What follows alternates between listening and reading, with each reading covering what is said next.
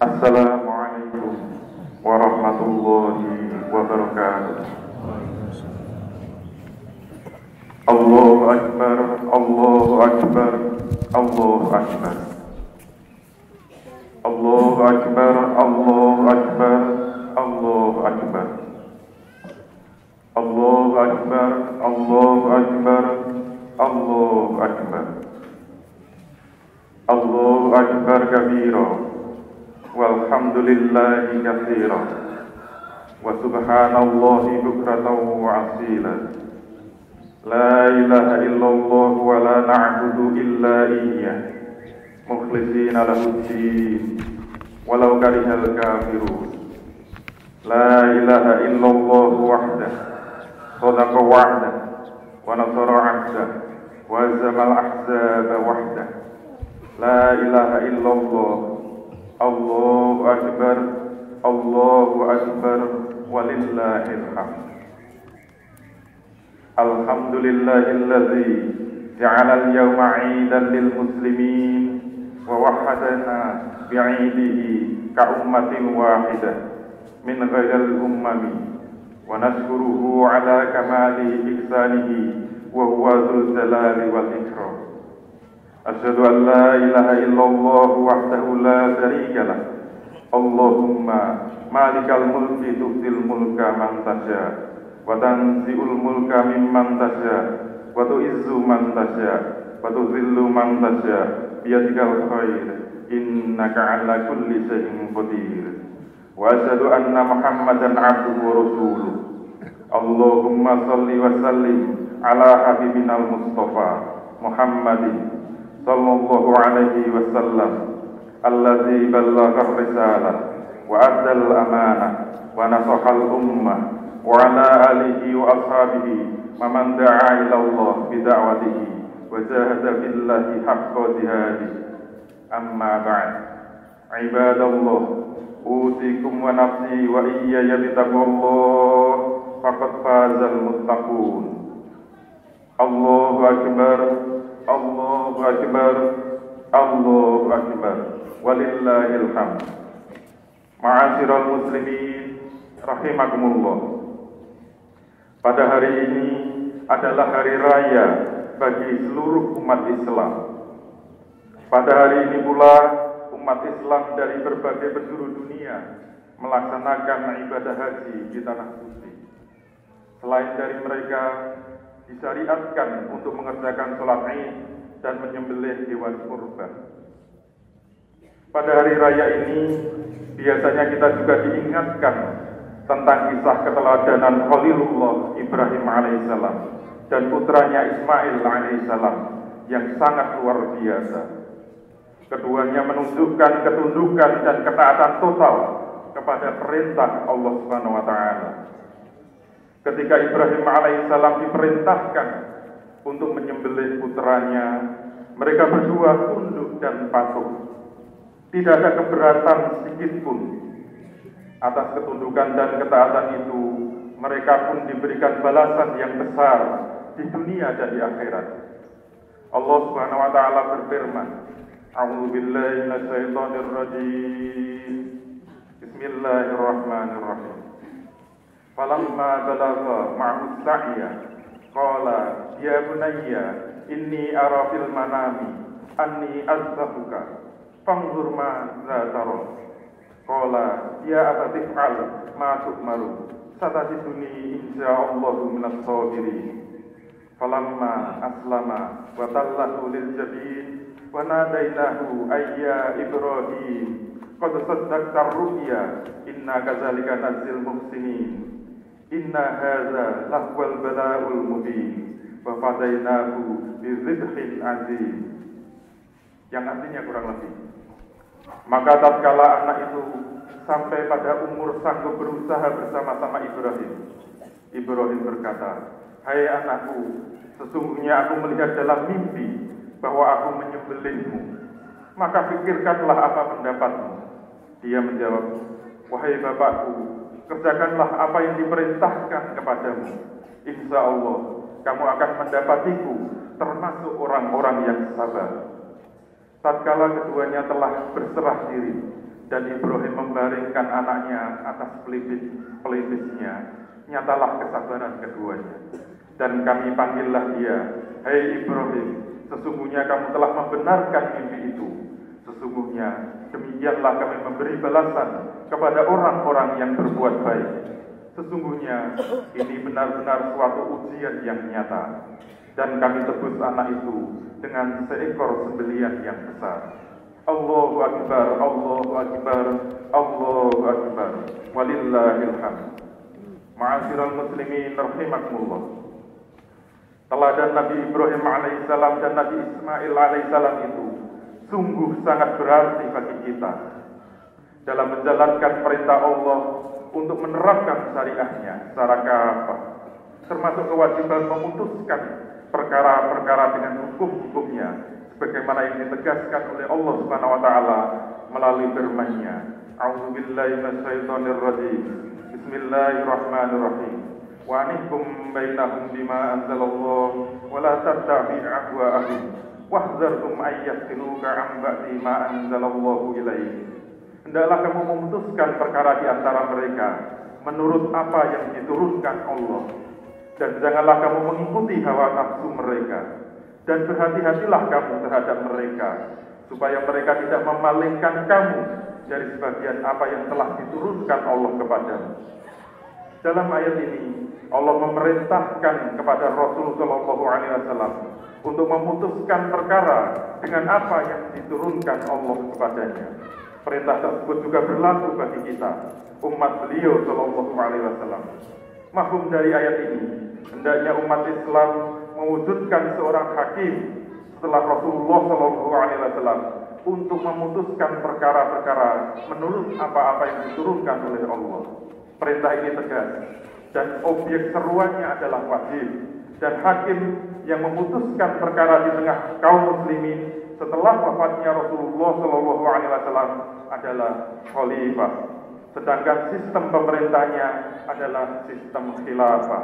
Allahu Akbar, Allahu Akbar, Allahu Akbar, walillahil hamd. Ma'asyiral muslimin rahimakumullah. Sungguh amat menyedihkan apabila ada sebagian orang yang mengaku dirinya sebagai umat Islam, namun menolak, membenci, bahkan menentang khilafah. Padahal khilafah adalah ajaran Islam. Khilafah adalah kewajiban syar'i.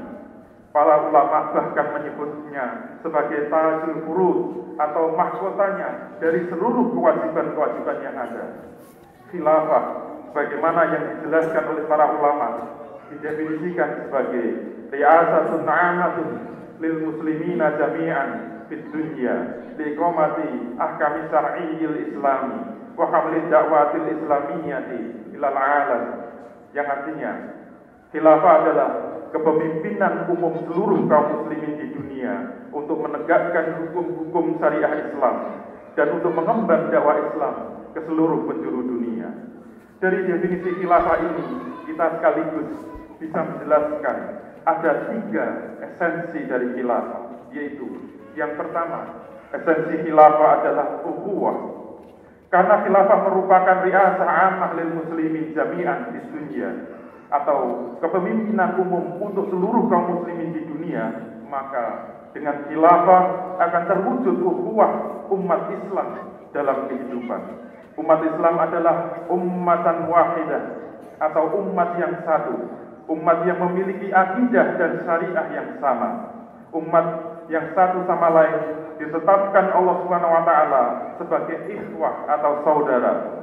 Umat Islam yang digambarkan Rasulullah Shallallahu Alaihi Wasallam kal jasadil wahid atau seperti satu tubuh. Jika ada bagian yang sakit, maka seluruh tubuhnya akan ikut merasakannya. Maka ukhuwah yang demikian kuat itu akan diwujudkan secara nyata ketika ada yang menyatukan, yaitu dalam satu daulah. Sebaliknya, tiadanya khilafah menyebabkan umat Islam tercerai-berai dalam banyak negara. Masing-masing negara sibuk dengan urusannya sendiri-sendiri dan tidak peduli dengan nasib yang lainnya. Lihatlah ketika Gaza dibombardir tentara Zionis dengan berbagai senjata pemusnah massal, tidak ada satupun penguasa negeri Islam yang mengirimkan tentara untuk membela saudara-saudaranya. Bahkan Presiden Mesir Al-Sisi justru menghalangi masuknya bantuan kemanusiaan ke Gaza. Nasib serupa juga dialami oleh umat Islam di Suriah, di Irak, di Afrika Tengah, di Myanmar, di Kashmir, Patani, Uighur, Xinjiang, dan lain-lain. Akibat sekat-sekat nasionalisme, ketika darah mereka ditumpahkan oleh kaum kafir, tidak ada pembelaan dan perlindungan dari kaum muslimin lainnya. Ironisnya, para penguasa negeri muslim justru bergandengan tangan dan bekerja sama dengan Amerika dan negara-negara kafir penjajah lainnya. Keikutsertaan Arab Saudi, Yordania, Bahrain, Uni Emirat Arab, dan Qatar adalah salah satu contoh di antaranya. Kelima negara itu justru ikut bergabung dalam Fakta Obama yang imperialistik untuk menggempur Suriah dan Irak, membunuh rakyatnya, mengokohkan dominasi Amerika, dan menghalangi tegaknya daulah khilafah Rashidah ala minhajin nubuwah. Allahu Akbar, Allahu Akbar, Allahu Akbar, walillahil hamd. Ma'asyiral muslimin rahimakumullah. Esensi khilafah yang kedua adalah syariah. Tugas utama khilafah adalah liqomati ahkami syar'iyyil Islam, yaitu menegakkan hukum-hukum syariat Islam. Memang ada sebagian hukum syariat yang dapat dan harus dijalankan oleh individu. Namun tidak sedikit hukum syariat yang hanya bisa dijalankan oleh khilafah. Maka esensi khilafah adalah tegaknya syariah secara kafah. Dan ketika itu terjadi, maka Islam sebagai rahmatan lil alamin akan terwujud dalam kehidupan. Allah Subhanahu wa taala berfirman, "A'udzubillahi minasyaitonir rajim. Wa ma arsalnaka illa rahmatan lil alamin." Kami tidak mengutus kamu Muhammad kecuali untuk menjadi rahmat bagi seluruh alam semesta. Maka rahmatan adalah jalbul masalih atau terpenuhinya kemaslahatan, dan daf'ul mafasid atau terhindarnya kerusakan dan kemudaratan. Ini berlaku bukan hanya untuk kaum muslimin, tetapi juga untuk non-muslim. Bukan hanya untuk manusia, tetapi juga untuk seluruh alam semesta dan untuk kehidupan ini. Kerahmatan Islam telah dijanjikan Allah Subhanahu wa taala itu akan terwujud melalui penerapan syariah di bawah sistem khilafah. Khilafah hanya akan membawa kebaikan untuk negeri ini dan penduduknya, baik muslim maupun non-muslim. Maka menganggap khilafah membawa masalah bagi negeri ini hanyalah bentuk kebodohan dan kecerobohan yang tidak selayaknya keluar dari mulut seorang muslim. Maka sungguh menyesatkan jika ada yang mengatakan bahwa khilafah itu berbahaya bagi negeri ini. Mereka yang mengatakan demikian telah memutarbalikkan fakta. Fakta yang sebenarnya sistem sekuler kapitalis liberal yang telah mendatangkan bahaya dan bencana bagi negeri ini. Bukankah sistem sekuler kapitalis liberal itulah yang telah membuat negeri ini terjajah secara politik, terjajah secara ekonomi, terjajah secara budaya dan pemikiran? Bukankah sistem dari barat itu yang membuat kekayaan alam negeri ini dikuras habis oleh negara-negara kafir penjajah? Bukankah sistem yang diimpor dari barat itu yang menyebabkan negeri ini dilanda berbagai persoalan yang tidak berkesudahan dalam semua aspek kehidupan? Allahu Akbar, Allahu Akbar, Allahu Akbar, walillahil hamd. Ma'asyiral muslimin rahimakumullah. Esensi khilafah yang ketiga adalah dakwah. Tugas khilafah lainnya adalah hamlid dakwatil islamiyah ilal alam, yaitu untuk mendakwahkan Islam ke seluruh penjuru dunia. Maka dengan khilafah, Islam dapat tersebar luas di berbagai penjuru dunia dengan cepat. Sejarah telah membuktikan realitas tersebut. Selama 13 tahun Rasulullah Shallallahu Alaihi Wasallam berdakwah di Mekah. Hanya sedikit penduduknya yang masuk Islam. Namun setelah Rasulullah Shallallahu Alaihi Wasallam hijrah ke Madinah, seluruh jazirah Arab bisa dikuasai dan penduduknya berbondong-bondong masuk Islam. Padahal di Madinah Rasulullah Shallallahu Alaihi Wasallam hanya 10 tahun. Mengapa bisa demikian? Karena di Madinah telah tegak daulah Islamiyah. Dengan daulah, Islam tidak hanya diemban dan disebarkan ke seluruh dunia dengan dakwah, namun juga dengan jihad fi sabilillah. Tugas mengemban dakwah Islam ini terus dilanjutkan para khalifah sesudah Rasulullah Shallallahu Alaihi Wasallam. Berkat dakwah mereka, Islam bisa tersebar luas di dunia, termasuk sampai ke negeri ini. Sebagian dari ulama yang disebut wali songo adalah utusan khalifah yang dikirim untuk berdakwah di negeri ini. Kekuasaan Samudra Pasai adalah bukti nyata bahwa dakwah Islam melalui khilafah mempengaruhi perkembangan sosial politik di kawasan Sumatera bagian utara.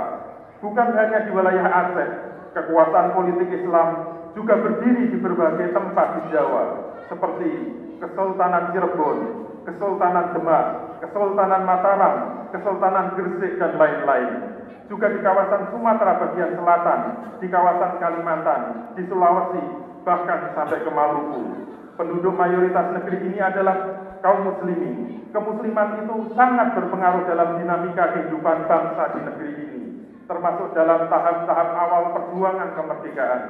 Semua tidak bisa lepas dari jasa para khalifah dahulu yang tidak henti-hentinya mengemban dakwah ke seluruh penduduk dunia, termasuk ke dalam negeri kita ini.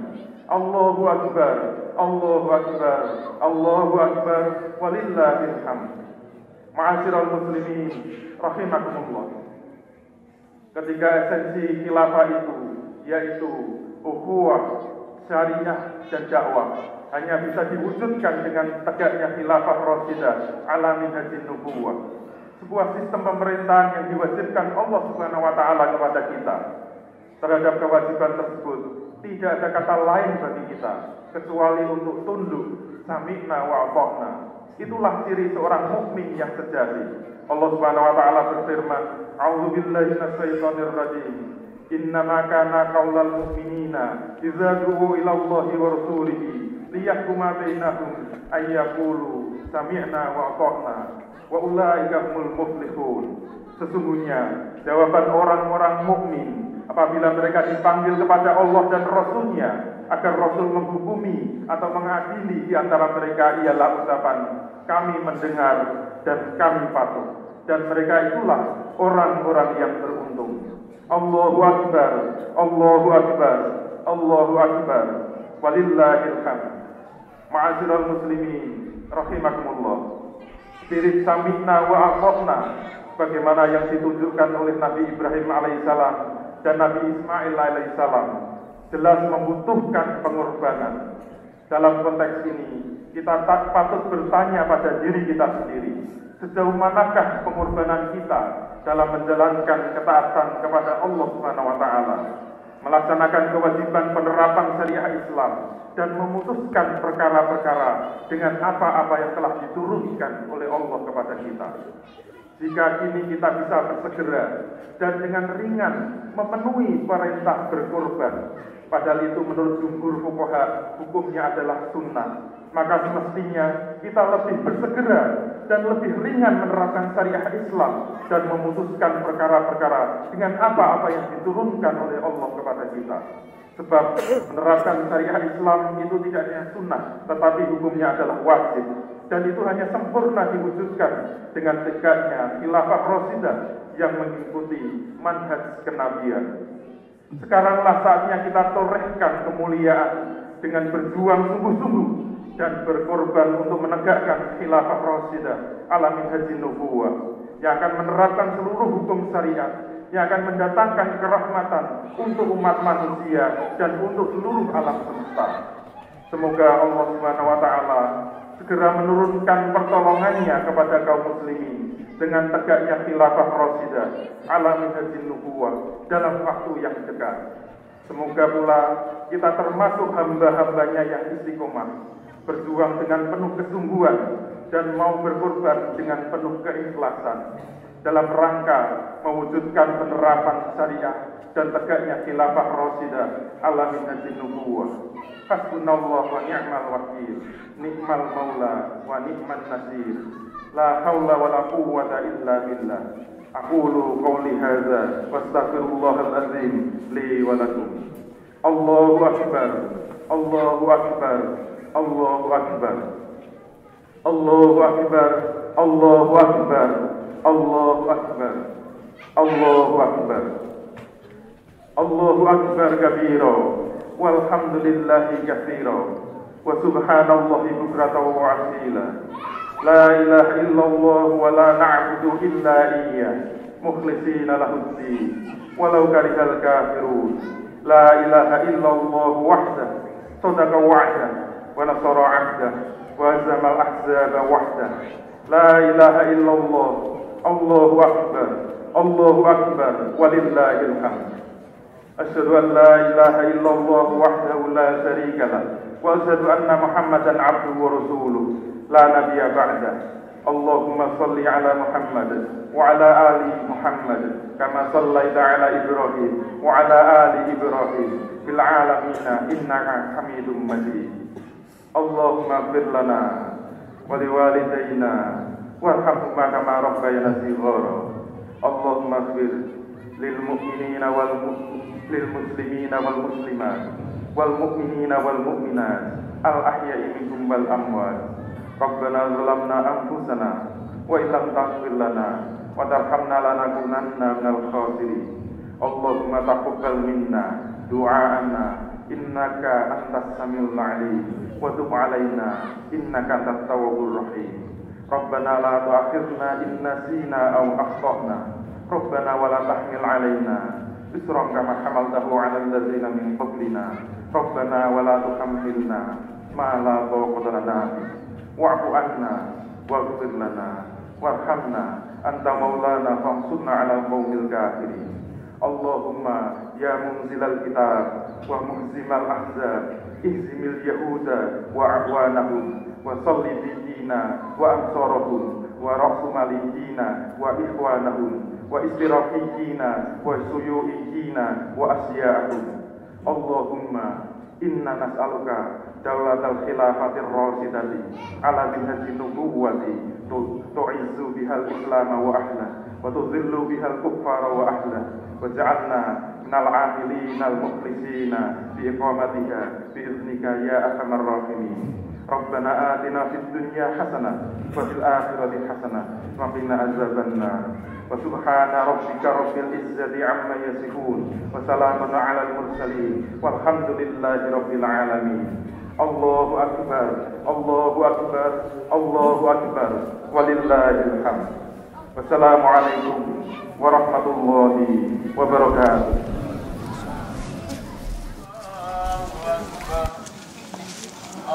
Allahu akbar, walillahil hamd. Allahu akbar, Allah